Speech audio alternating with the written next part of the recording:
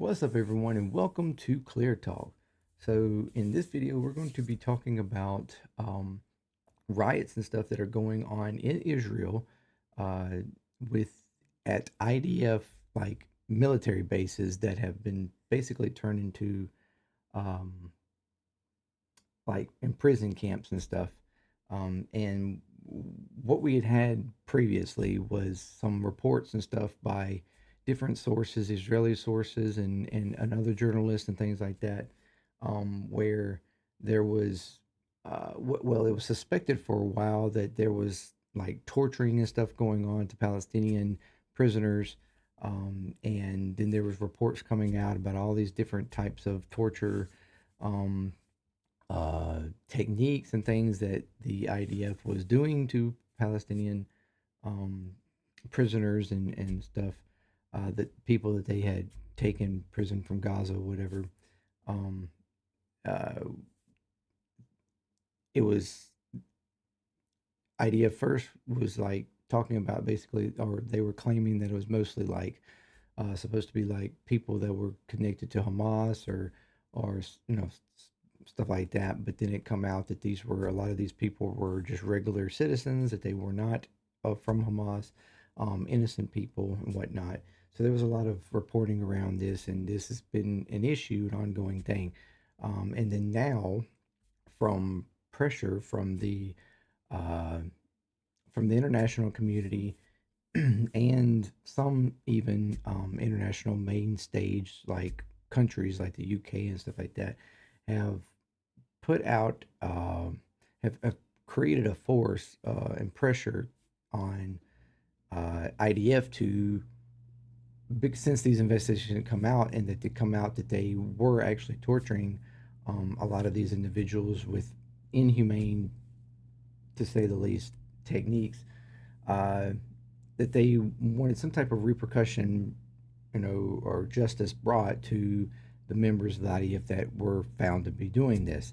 Um, and because at first, the IDF, like security and main people that could put some kind of or do some type of repercussion to soldiers and stuff, they weren't willing to do so. Basically, because of pressure from the severe rights, part of the coalition and media and Knesset members and stuff like that, and parts of the IDF that are far right. The backlash that they would receive from that and whatever, they just didn't do it. But pressure from the outside community, like I said, and whatnot, has basically forced their hand, because they can no longer deny that these techniques are happening and this situation is happening. That they were basically taking in 9 IDF members, soldiers or whatever, that had been proven to have done these tortures techniques, and they were moving them to a facility to then have like a basically like a trialish uh, persecution of sorts or whatever, to or maybe persecution is the wrong word, but uh, for them to have these claims and stuff looked over and actually have some sort of you know um, something happen to them, or whatever that may be. But because of this, and this got out to the Israeli population and whatnot, you had extreme right members of the public and Knesset members and stuff start grouping together at these bases and rioting on these bases, in defense of these IDF torturers. Um, so uh, we have a really good video here and that's what we're going to talk about into this video. We're going to go a little kind of a deep dive in it. I've got a video from a channel that I sorry, I have my throat's really rough for some reason. A channel that I frequent on YouTube, watch and stuff that they cover. called Breaking Points, and they have a person on here that's going to talk about the situation and go into a little bit more depth about the political, like, uh, uh, dynamics in this whole thing in Israel and whatever. It could be a pretty long video, but we're gonna go through the video, listen to it, and I'm gonna comment on certain stuff, give my opinion on it or whatever, and yeah, that's basically what we're gonna do. So, if you like this kind of content, thank you very much. Subscribe if you consider subscribing, like, comment, share, all that good stuff, and at the end, leave me if you follow through, or even if you don't.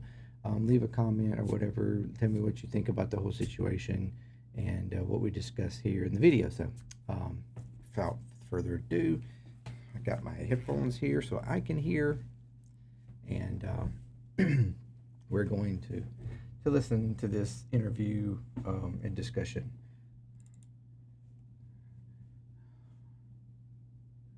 Let's begin.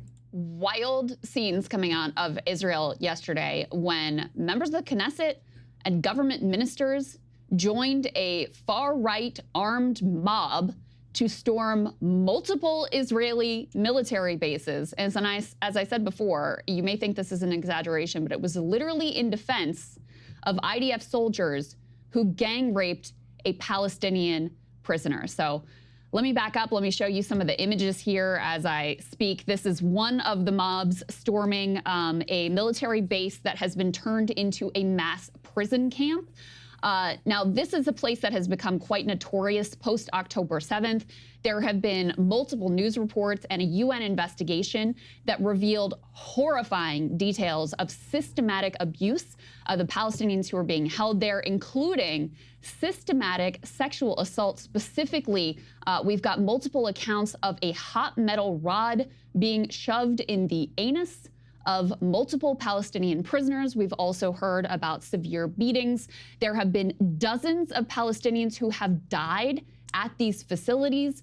Starvation, I mean, every kind of degradation and torture you can imagine has been documented by Palestinians, doctors, Israeli doctors, whistleblowers, journalists, and the like occurring at this location. So the Israeli government has been under a lot of pressure from the ICC, the ICJ, and also from some different world governments, including the UK, to show some sort of willingness to prosecute their own people for these crimes.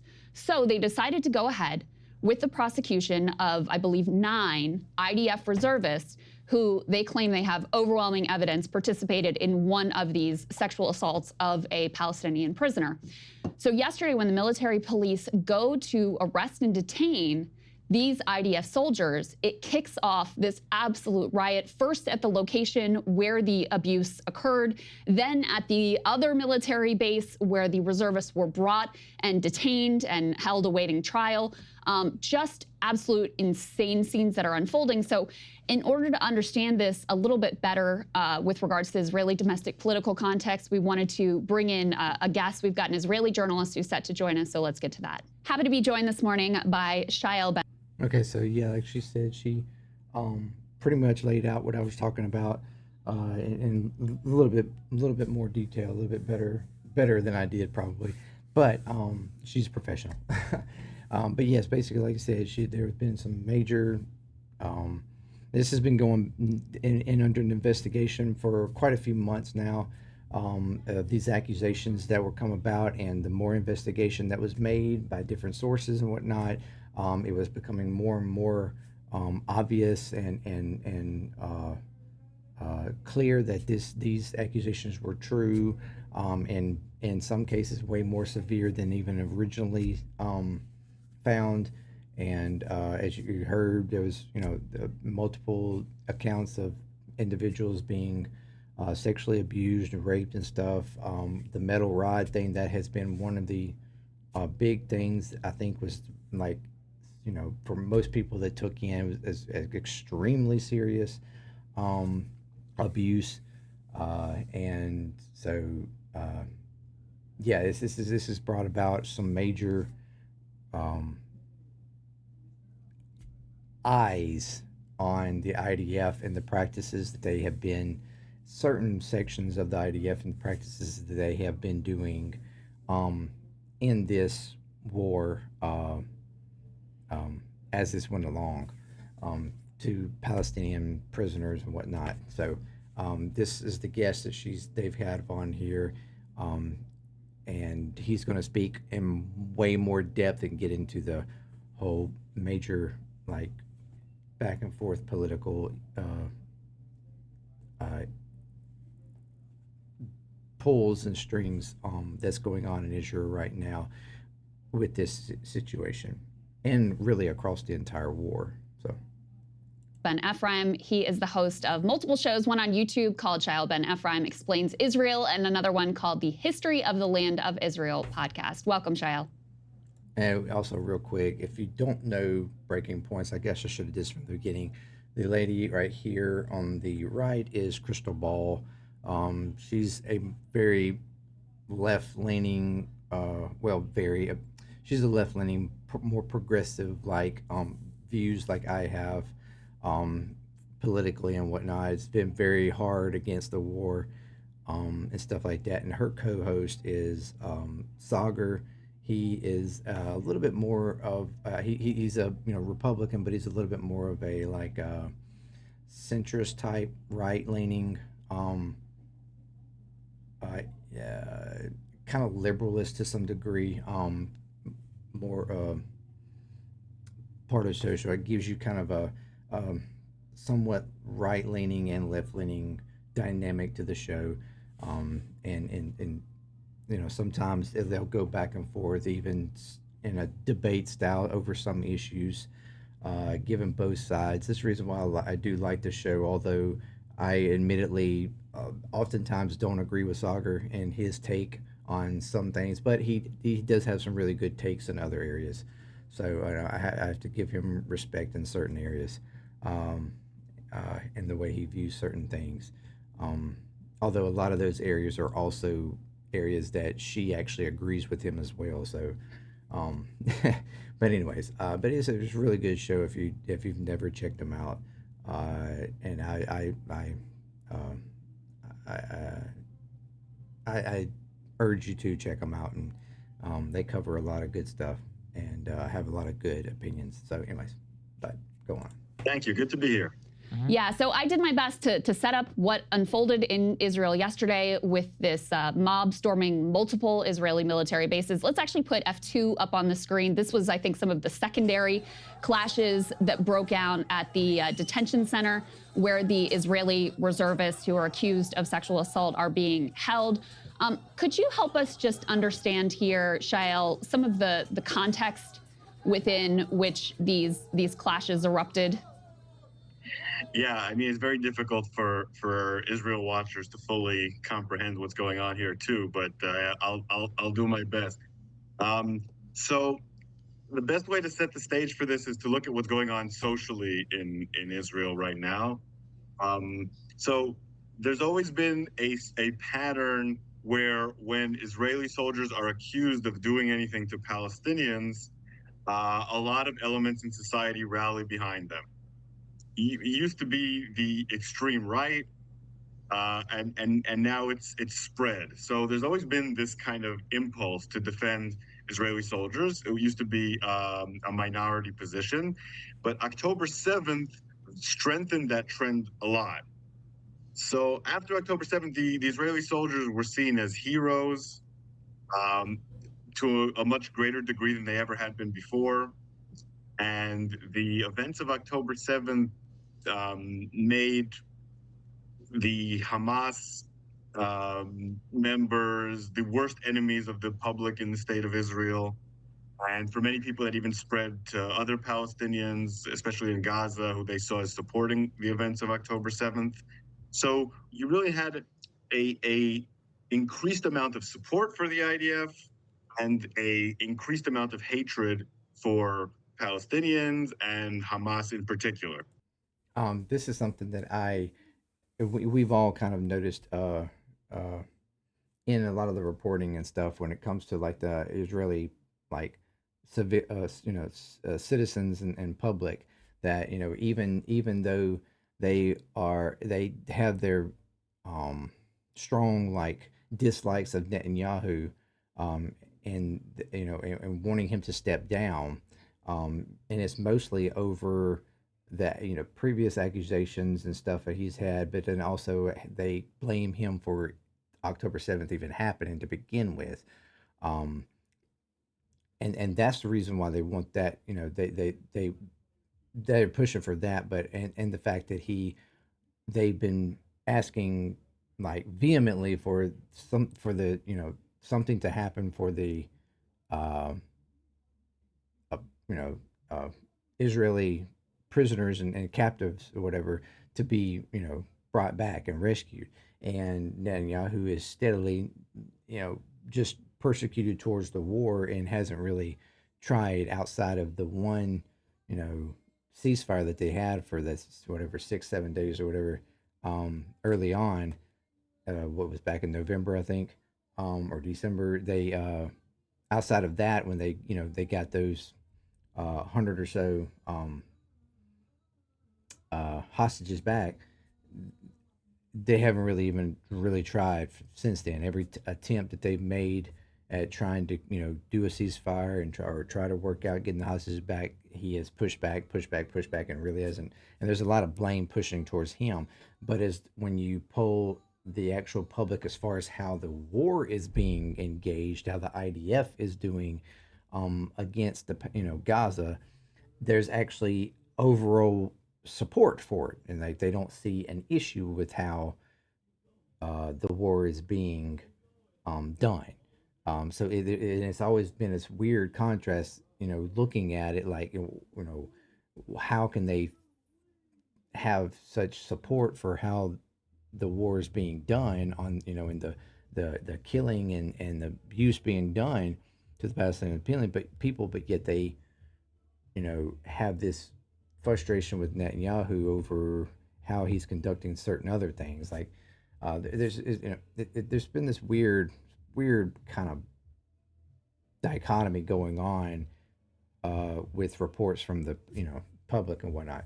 Although there are sectors of the public that also don't agree with uh, how the war is being done, but it's a very small percentage, which it seems a little weird. But um, but it also is encased in the Israeli media sphere and how the media has been, you know, addressing the war and stuff like that, and the influence I think media has had on the Israeli people within Israel, where when you see a lot of support outside of Israel, especially like here in America, a lot of your um, Jewish communities and stuff, and that identify with Israel and are from Israel or whatever, actually have that opposite kind of feeling towards the war. They feel like it's being conducted um, poorly in most cases, the higher percentage of it. So there's that weird, inside Israel, outside Israel perception of how the war is being done. Um, so anyway, he goes into further about that struggle within Israel. That meant that there's a sort of culture of impunity to do whatever you want to Hamas because of what they did on October 7th. It strengthens existing trends, but it made them a lot stronger.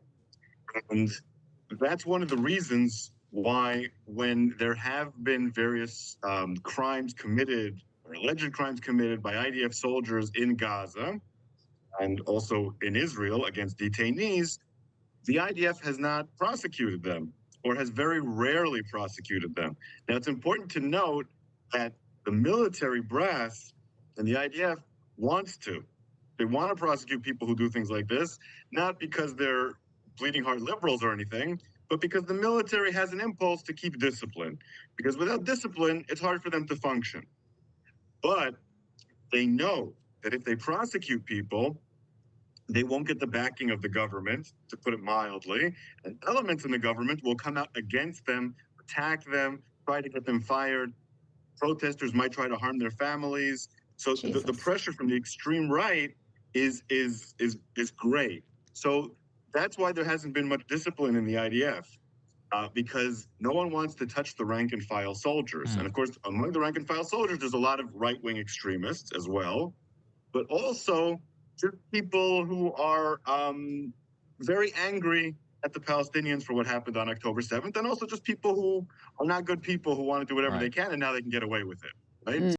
That's a very interesting point he's given there. Is that you have members of the IDF and like the main like leaders and whatnot that actually do want to, some of them leaders anyways, that do want to do the prosecutions and do want to hold individuals like this accountable to create maintain a civility and a control uh, controlled structure within the military, but they fear your extreme right um, civilians and population, along with the severe right parts of the government that are then the backlashes that they would put on them. So there's that big fear of that. That's the reason why they don't want to persecute, which is what we were talking about before. So, There hasn't been much discipline. Got it. So let's put this up there on the screen. Crystal laid out some of the details. Just 1 second, I want to get your reaction here. Where they're storming this detention center, and these lawmakers, as you're saying, are trying to inject chaos into the Israeli army. Can you just then outline the exact circumstances of what happened here and what it's like to witness it from inside of Israel? Yeah. So what happened now is, because there's been massive pressure from abroad, most particularly investigations from the ICC and the ICJ, but also a demand from the British government, and to a lesser extent from the American government, to start cracking down on what's happening in this facility, in this detainee facility, which is known as Detaiman. So in May and in June, exposés came out about Detaiman on CNN and the New York Times, citing serious war crimes, torture, to the point where some detainees were getting killed from beatings that they had. Others were having limbs amputated because they were kept in positions where the blood wasn't circulating, and claims of sexual abuse. And Israel denied it, but the allegations weren't going away because they were true. As it turns out, they were true. So under immense international pressure, and when the British said they would stop selling arms to Israel, because like there was reports, that's where the reports from the anal probing and stuff like that. There were reports of people being handcuffed so tightly and for so long period of time that like they are losing circulation to their limbs and stuff, to the point that they were having to actually be amputated because they had lost blood flow completely to their hands or whatever. All those kinds of type reports were going on. And like he said, Israel at first, denied it like they always do, but then turned around and, the claims wound up being true. So, yeah. Israel finally decided to prosecute 9 soldiers who had been involved in sexual assault on a detainee.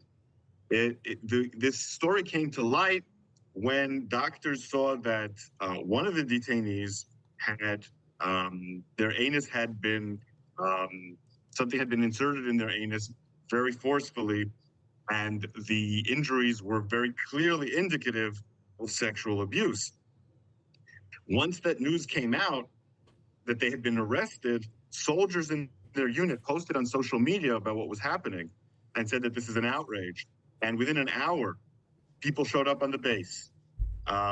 Protesters, family members, members of Knesset, the most extreme right-wing politicians like Gottlieb from the Likud and Tzvi Sukkot in Ben Gvir's party, and along with masked people in uniform, heavily armed.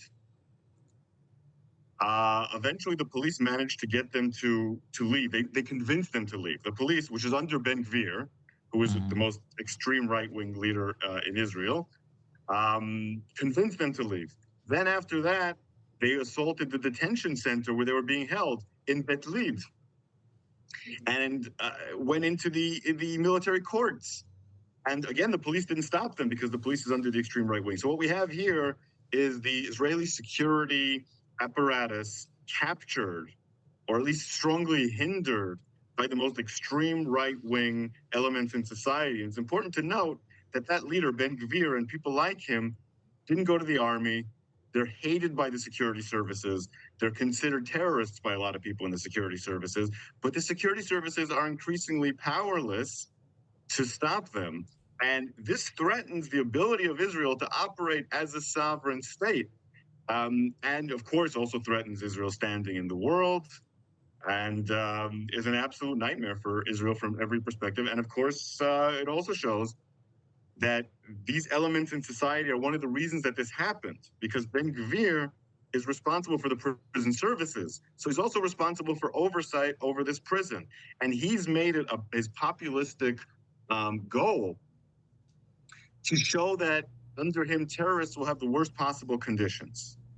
And I don't know whether he ordered any of this or not, probably not, but he created a circumstance where being inhumane to detainees was expected. It was a good thing. And of course, we need to point out that a lot of these detainees were not members of Hamas. We don't know the exact number. It looks like the person who was abused in this case was a Hamas terrorist, but a lot of the people who experienced these things are innocent. So this is a scandal that speaks to Israel's human rights. Got it. It speaks to Israel's ability to govern as a sovereign state, and so on. That right there is one of the big keys for me, and understanding that you have these far right extremists, controlling a lot of the government and a lot of the security in the IDF's areas, and they're even if they, like he said, he's not completely sure that the order was actually carried out by like Ben Gvir or whatever, but they developed this just sort of underlying understanding that any kind of major like torture is welcomed to people that are claim or that they claim or suspect are terrorist, or even known potentially as a terrorist or Hamas member, and no amount of abuse is like there's no hard line, no red line on the torture that they could inflict on them because of the actions of October 7th. And so the morality of all this is just completely in the wind. Like they've created this culture and this idea that there's no problem at all with any kind of level of torture, and it's expected and welcomed. Which is for me a huge issue and concern. I mean, this is and completely goes against the actions of war. I mean, this is war crimes. It hard stop, and some of the most severe war crimes that you can commit. So this is where we're the issues that we're finding here, and why there's so much of a backlash growing and growing and growing, not only here in the U.S., but well, internationally, way even before a lot of the U.S. did, but it's growing even more in the U.S. now against the actions, and why it's this war is being called and considered genocide, and war crimes claims being committed on Israel and what's going on, and and why it's causing such an international issue for Israel as well, because they're little by little being considered a problem, and a burdened type state or whatever. So were any of the violent protesters yesterday arrested? No. No one was arrested. They were convinced to go home. The police will not arrest them unless there's a political decision to do so. Because so Shail, what does all of this mean for? I saw some speculation about, you know, that you could have an even greater conflagration if there's a withdrawal from Gaza without whatever complete victory looks like, which, you know, the complete victory that's been laid down of destroying Hamas is likely impossible to achieve. What do you expect this portends for the future of Israel when the viewpoints that are being expressed, as you lay out, were once fringe and are now completely mainstream to the point of, you know, I could show the video, but I'll just paraphrase it.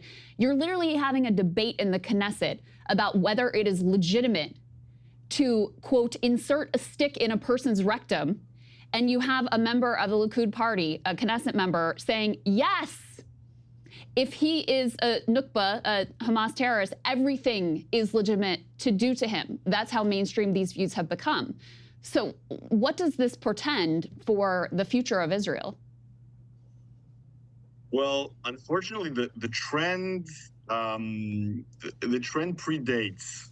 It predates the war. The war has exacerbated it, and it's actually not that different from what we see in the United States or what we're seeing in other countries, where the populist right wing is becoming increasingly powerful. They use a lot of the same methods that MAGA does here, that Le Pen does in France, but it's tied to a deep Jewish fundamentalist impulse that has always been in Israel, and it's frightening. What does it portend for the future? It's sort of hard to have a country that is secular, liberal, the way that Israel has been, with, you know, with its flaws, and that has this kind of impulse in its governance.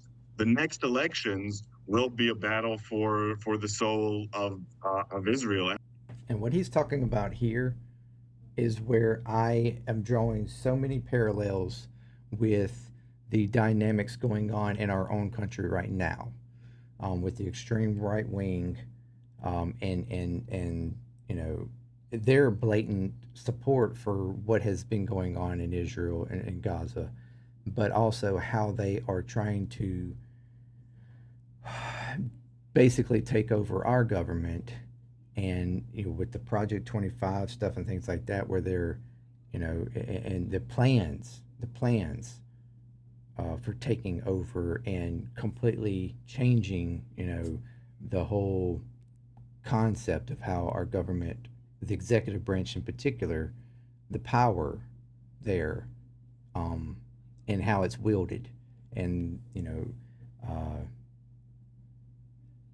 basically given, you know, full executive power to be able to do whatever and control. And this is going to lead to another video where I'm going to go over comments about that Trump has made here recently that's stirring up a lot of issues, and you know, which going into, you know, on whether or not we will have voting in the future. So this is like, you know, this is where my parallels here in what he's talking about going on in Israel, very much I see going on here as well with the extreme right wing, and how dangerous this is for our country, just like it is for Israel, to mainstay, you know, a credibility as a secular, you know, democratic state, on the main stage in an international view,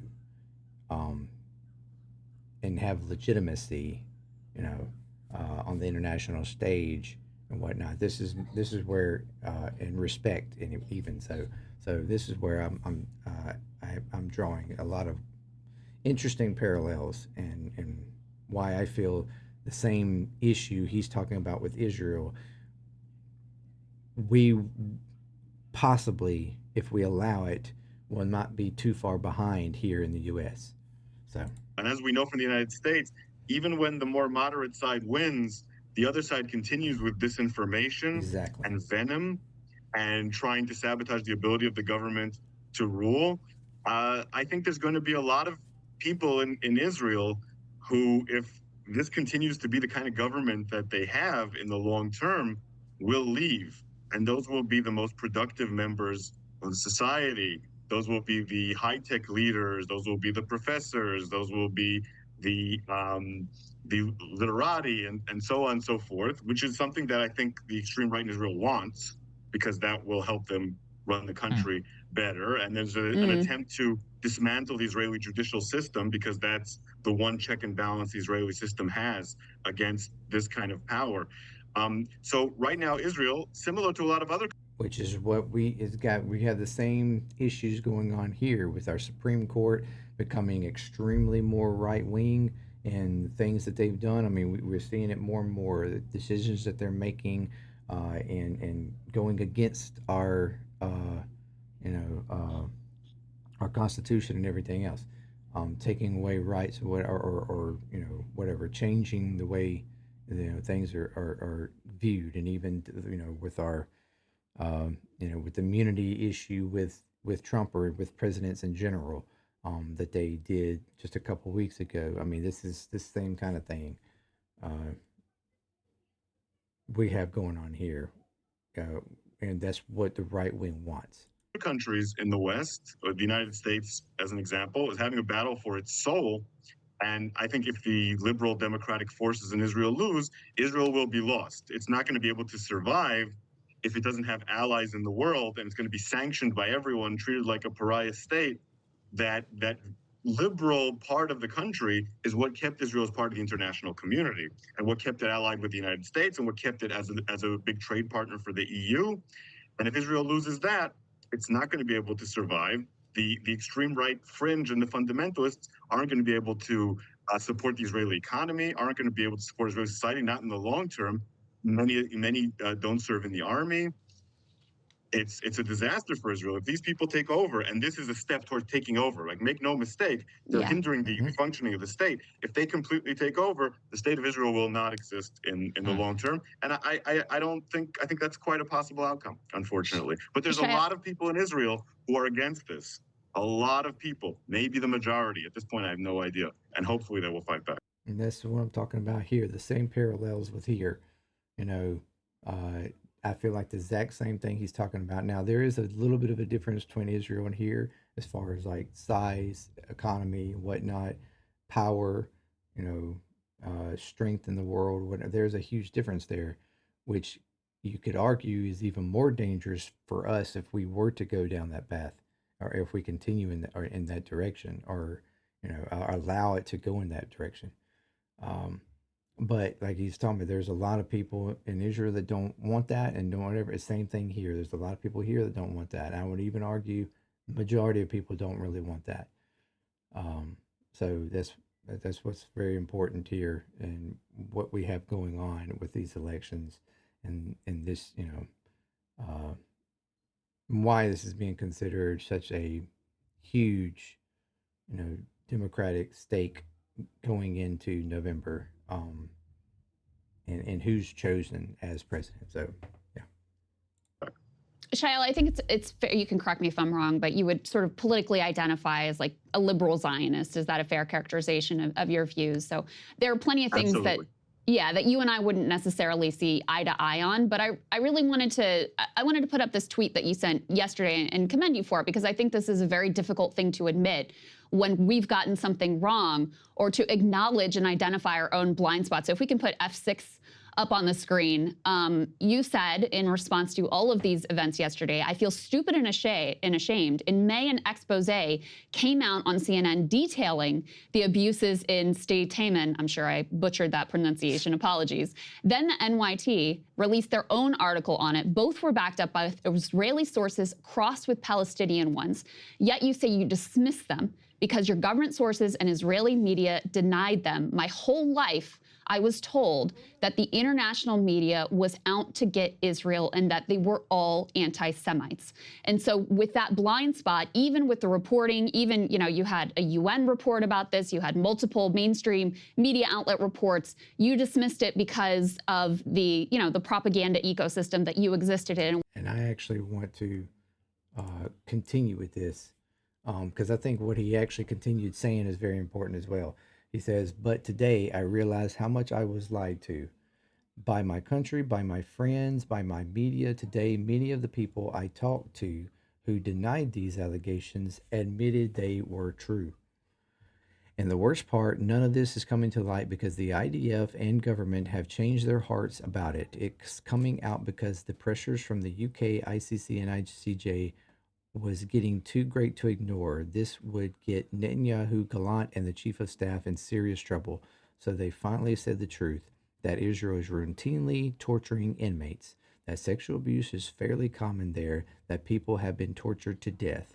Worst of all, many of the people in this facility were innocent, rounded up by accident, but there was no real verification process before they were subject to this hell on earth. This can't go on.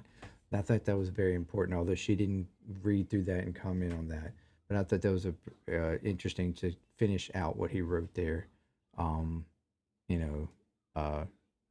talking, I mean, this is the revelation that he has recently come to, which I think is a revelation that a lot of people slowly but surely are coming to, that have connections to Israel and that have, like he's, said that he was more of a liberal Zionist.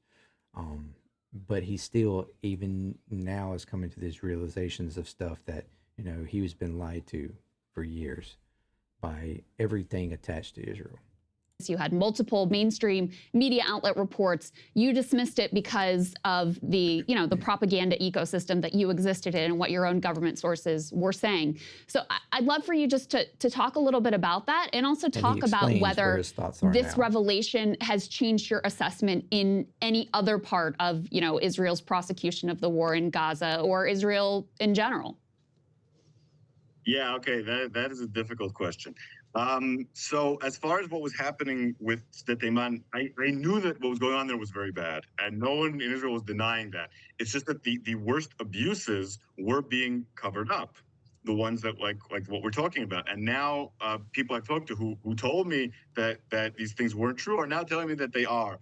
And that's because military censorship is no longer on some of these cases, and there's going to be other prosecutions. So there's been a change of strategy there, and that definitely undermined a narrative that I had. It's hard to explain to people who aren't Israeli what the attitude towards the rest of the world is. There's the legacy of the Holocaust. There's a legacy of anti-Semitism. Israel is singled out in the United Nations more than any other country, and the international media focuses on Israel more than just about any other country. And what Israelis have always felt is that they're singled out by the international community, and that this has to do with the legacy of anti-Semitism. And it's not that viewpoint is not completely, it doesn't have any validity to it. It's just that it blinds us to things. So, if you say to Israelis, oh, the New York Times said this and that, they'll say, well, the New York Times, they're out to get us. They're anti-Semites. And I grew up in that attitude. And now that I've had this verified, I see that the article, I read the article again, and I see the article was very well sourced. And it shows the kind of blind spot that we had. And now I'm going to have to rethink a lot of things. I think that the war on October 7th was absolutely just, had to happen, because after the events that occurred in Israel, they had to happen. But I've always had questions about the way we've conducted this war on multiple levels. And now I have more questions. And now I am more prone to believe reports about what Israel is doing to innocent civilians. And again, I've always believed these reports to some extent, but thought they were exaggerated. Now I'm going to be looking a lot more objectively at these numbers, a lot more objectively at this information. And I'm going to be a lot more concerned about Palestinian civilians who are being killed. I was concerned before, but I also was more skeptical about the information that I was receiving. None of this stops me from thinking that Israel needs to fight for its survival. None of this makes me stop thinking that Israel is facing people who want to destroy it. But it's making me a lot more critical of how Israel is doing it. There are a lot of people in the Israeli government who have bad intentions and have absolutely no morals. And there's a lot of people in society who back them. And I don't trust them to wage this war morally or effectively. And I think that people who support Israel need to very carefully hold their feet to the fire and criticize violations of human rights and to criticize the way that they're running this war and any Palestinian civilians who are needlessly suffering as a result of this war, and strive to end the war, get the hostages back, start to rebuild, and move towards a two-state solution. So I'm still a Zionist, but I want Israel to be more moral, and it hasn't been moral. We appreciate That right there is the absolute most important thing. He put it very well that, you know, and it's what I've stated myself, and and a lot of others, uh, is that yes, the attack on October 7th was horrific. Um, War crimes were committed; it shouldn't have happened, uh, and Israel had every right to defend themselves, just like I feel anybody has a right to defend themselves. Um, Although Israel was defending itself from something that it created, which is kind of a weird argument to have there. Um, but at the same time, how they go about it, it's like I have no problem with the fact that you want to go after Hamas, if you feel that they are a terrorist group or somebody who is, wants to has malicious intent towards you as a country, or or whatever. I get that. I completely understand that. But how you conduct the war going forward, that has been the issue. If you were being strategic going in with specialty forces, to comb through the area, making sure that innocent people were as safe as possible, and you were actually targeting strictly Hamas known members, or installations or whatever, whether they're in the tunnels or whatever. Like, if you were being very strategic about this, being very cautious or whatnot, which is extremely hard to do, but nevertheless it can be done. um, it would create a lot of higher risk and possibility for your own forces to be threatened, as far as, like, to be wounded or killed or whatever. But that would be the most moral and humane way about going about it. But the way they have went about it, with the just indiscriminate bombing, killing Palestinians regardless, women and children, men,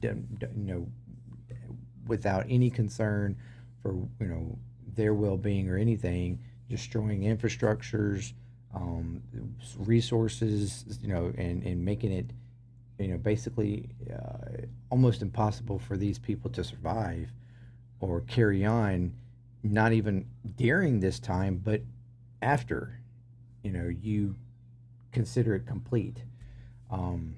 That's been the issue. And that's what's been argued all along, and it's just continued to get worse and worse and worse and worse.